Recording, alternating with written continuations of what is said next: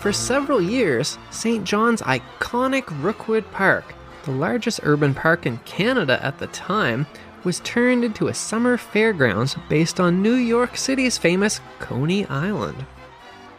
In the early 1900s, it featured rides that had never been seen before, like a Ferris wheel and a merry-go-round, nightly fireworks, bars and restaurants, and acrobatic performances so daring that the daredevil chickened out, and a local waiter stepped in to perform them instead. One particular reporter, who certainly had a chip on his shoulder about the changes to the beloved park, was sent to cover its grand opening, but this reporter, voiced by our special guest star James Mullinger, actually came to enjoy the carnival, much to his surprise.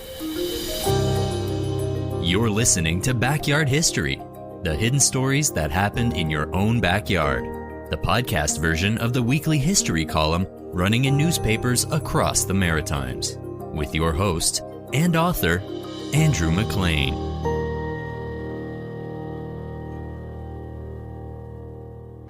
Rockwood Park began in 1894 by a newly formed group called the Saint John Horticultural Association, led by Father of Confederation Sir Leonard Tilley. From the beginning, it was supposed to be an aristocratic, posh urban garden. Basically, the exact opposite of a carnival. This group was determined to establish an urban park in Saint John and began purchasing up little plots of land to form a larger park. One of these modest plots of land was named Rookwood, which is spelled like Rockwood, but St. Johners won't be very impressed if you don't pronounce it as Rookwood, and that's where the park's name came from. By the time of Canada's centennial year, which is 1967, it was the largest urban park in the whole country. Much of the early work building the park was done by prisoners from local jails. There was even a little prison cell on the park's ground, in case the prisoners attempted to escape.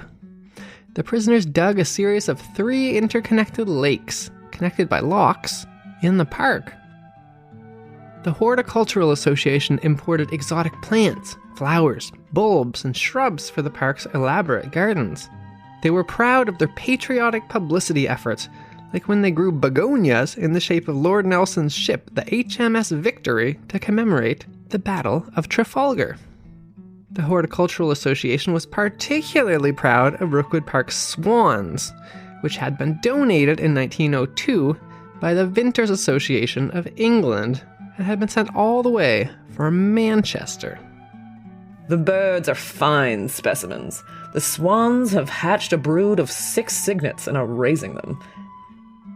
However, Rookwood Park was struggling. Meeting minutes reveal constant trouble is experienced in the park, with some astonishing difficulties, from bears terrorizing visitors to wild cats eating people's pets, and even what they called rough and ignorant persons who visit and throw sticks and stones at the animals. As if this wasn't bad enough, the Horticultural Association, which ran the park, was facing severe financial problems. Basically, they expanded too fast, spent too much money, and were drowning in a whopping $13,000 of debt. That is what led to the startling announcement on November 17th, 1906, that genteel old Rookwood Park would be turned into a very modern carnival ground based on New York City's then brand new Coney Island. Frank White, a well-known local athlete turned successful candy businessman who sported a then fashionable big bushy waxed upturned mustache, had launched the effort. Frank White announced the upcoming changes to the park in the Daily Telegraph newspaper. The whole park will be lighted by electricity, and a number of lights will be distributed around the lake. At one end of the pavilion, a bandstand will be erected, and at the other, a merry-go-round. There will be a number of up-to-date rowboats for hire, as well as swan rides for the children. Lunches and ice cream will be provided. Attractions will be brought in from fashionable resorts in the States and Upper Canada, and the programs will change every week. In the winter, the lake will be kept clear for skating parties. A rustic pavilion will be built for dancing parties. The comprehensive schemes of amusements will include band concerts, gramophone concerts, and the grandest amusements found in the great cities of North America, such as Montreal and New York City. When he said, swan rides for the children, I assume Frank White meant those old paddle boats that were shaped like swans that were popular at the time, not like putting your kids on the backs of those notoriously ornery, feathered creatures and riding them around. I was myself chased by a swan once when I was about 7 or 8 years old and visiting family in London, England. It was a pretty traumatic experience. These beasts are pretty massive and actually pretty scary. So that's the origin story of my debilitating lifelong fear of swans. All I can say is that I'm glad that camera phones weren't a thing back then. Basically, the new Rockwood Park was going to be hyper-modern for its time. Electricity was still quite rare back then, and the whole park was going to be lit up with lights. There would be music played on gramophone records at a time when modern-ish pop music was quickly becoming popular. But back then, hearing music certainly wasn't an everyday occurrence. There would also be a restaurant offering soda pop, which was an incredibly popular and relatively new novelty drink at the time, as well as alcoholic refreshments, except, of course, on Sundays. People back in 1906 were no more welcoming of change back then than we are today, and there was a vocal knee-jerk reaction to the changes that modern listeners will probably find a little too familiar. Newspapers were flooded with angry letters denouncing the changes, saying things like, "It is a change for the worse." Another person wrote, "It is degenerate." Someone else wrote in saying, "It is a shame to any decent community." There were also worries about litter, but litter was a little bit different back then. "It will lead to peanut shells being littered everywhere." Despite the opponents, and there were a lot of them, the renovations to Rockwood Park went ahead that spring, and it held its grand opening on a sunny and warm July the 1st, 1907. Thousands of people came out to see the new park. The Sun newspaper sent a reporter who opposed the changes to the park to cover its opening. He was a very curmudgeonly sounding reporter who began his article by complaining.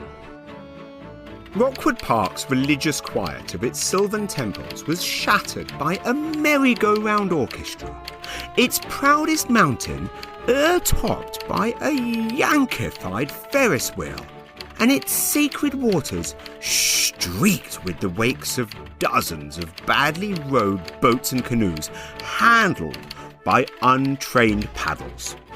In the centre of the once magnificent breathing spot stands a gaudy pavilion. Prosaic electrical poles line rustic roads, and clusters of incandescents stand ready to oust fair Luna from her steady job. Rockwood Park was an entirely new experience on Saturday.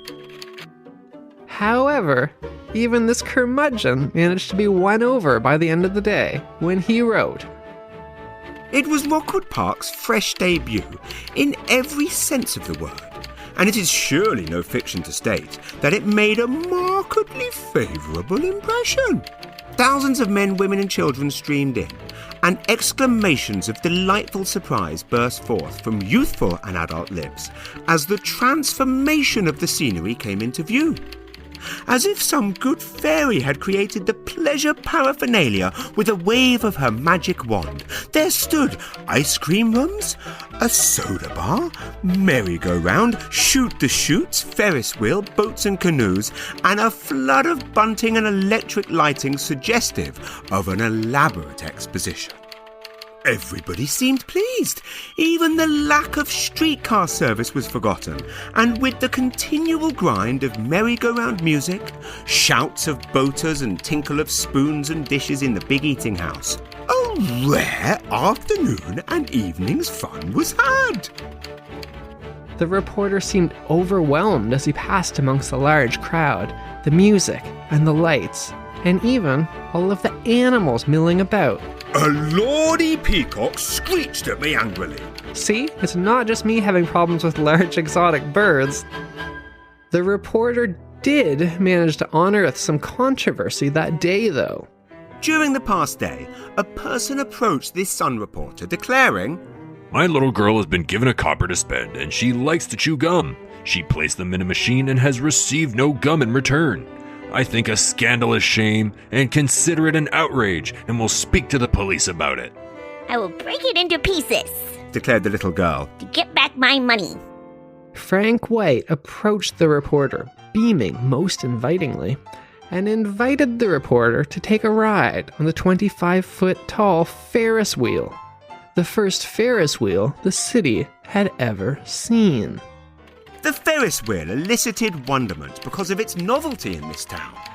The wheel, which stands about 25 feet high on a rocky eminence, contains 6 cars with accommodations for 3 or 4 persons each. It is moved by electricity. The first passengers went up in the air with reluctance. As the wheel slowly revolved, a charming view of the park and surrounding country, city, Bay of Fundy and Valley were obtained. The reporter was too afraid to go on the Ferris wheel, so Frank White invited him to try the merry-go-round instead. He reluctantly agreed and described his first ever ride. The whistle was tooted, and 50 children, this one adult, and 2 teddy bears, whirled into space for a length of time which could only have been definitely determined by a stopwatch. This dizzy reporter avers it was fully 10 minutes, but the gleeful wee chap who rode the bay horse next to him is sure it was only 39 seconds. The teddy bears that the reporter mentions were a brand new fad. Teddy bears were a recent invention back then, named after the then American president, Teddy Roosevelt. And those 2 children who had them on the merry-go-round were definitely on the cutting edge of children's fashion. Only the very day before, a brand new movie made by Thomas Edison had been shown in Saint John, introducing children of that city to teddy bears for the first time. It was one of the first ever animated movies, and it involved Goldilocks secretly spying on teddy bears. She watches them through a peephole, magically dancing an elaborate, big, choreographed, acrobatic dance routine. And then Teddy Roosevelt, the American president, randomly appears and shoots the bears. I think it's supposed to be a political satire for kids in a children's movie. It's a really weird and incredibly jarring film. You can find it on YouTube if you want. But it sent the children who saw it into a manic frenzy of demanding cute, cuddly, stuffed teddy bears, which instantly became the hottest trend of 1907. 5 days later, the park was formally opened by the mayor, with a speech that the press described as actually quite witty. His speech was received with the audience giving him 3 cheers, and then the assembled children broke into a spontaneous singing of The Maple Leaf Forever. The event featured free soda pop, and at night there was the first of what would be a nightly fireworks display at the park. An astonishing 12,000 of the city's 41,000 residents visited that day. What everyone wanted to see that day, though, was the first ever Shoot the Chutes act, a remarkably dangerous-looking giant slide that would launch a daredevil on a bicycle into Lily Lake. A stuntman named Jack Armour had been hired to perform the feat. He came down all the way from Montreal, which at the time was Canada's biggest city, to perform this risky trick. However, as soon as he actually saw the Shoot the Chutes, he balked at how unsafe it looked and refused to go down it. Meanwhile, there was a commotion around the slide as Crowds pushed in. Police had some words with some men who were too eager. further drama happened when Frank White, hearing that the stuntman was refusing to go down the Shoot the Chutes, grabbed a canoe on the far side of Lily Lake and furiously paddled across towards the giant slide to try and calm things down. His canoe got caught by a strong wind and flipped over, landing him, in a full three-piece suit, in the water. The Sun newspaper reported, Frank White got a ducking today in an accident that caused much excitement among the large number of people in the park. The wind was blowing hard at the time, and in the middle of the lake the canoe overturned and Mr. White was soon struggling in the water. Despite all kinds of advice being shouted to Mr. White from the shore, he clung to the canoe for 10 minutes before being rescued, and was exhausted when he reached the shore. In this highly charged atmosphere, much to everyone's astonishment, a young caterer named Charles Fish volunteered to ride the bicycle down the Chute's giant slide. As a waiter, he had never done this before. He also didn't have any safety gear. The many onlookers held their breath. Charles Fish got on the bicycle at the top and went careening at breakneck speed down the giant slide. Instead of having his bicycle launched up into the air on the ramp at the bottom and then gracefully sailing through the air on his bicycle before splashing into the lake like he was supposed to, Charles Fish hit the ramp too hard and was launched over the bicycle's handlebars, flying headfirst into the lake. St. Johners, having never actually seen the feat performed before, assumed this was what was supposed to happen and erupted into rapturous applause. Charles Fish would become a St. John celebrity and would go on to perform his curious personal performance of flying over the handlebars every evening while the park remained open. Frank White had signed a 10-year lease to create his carnival in Rockwood Park, but it wouldn't last that long. It was pared down to a shadow of its former glory only 7 years later, during the summer that the First World War broke out. It faded away during the 4 long years of the war and would slip into obscurity with a quiet sigh, never regaining its early splendor of those heady, optimistic years at the beginning of the 20th century when it seemed like anything was possible. That was Backyard History with your host, Andrew McLean. Thanks for listening, and stay tuned for another hidden story that happened in your own backyard.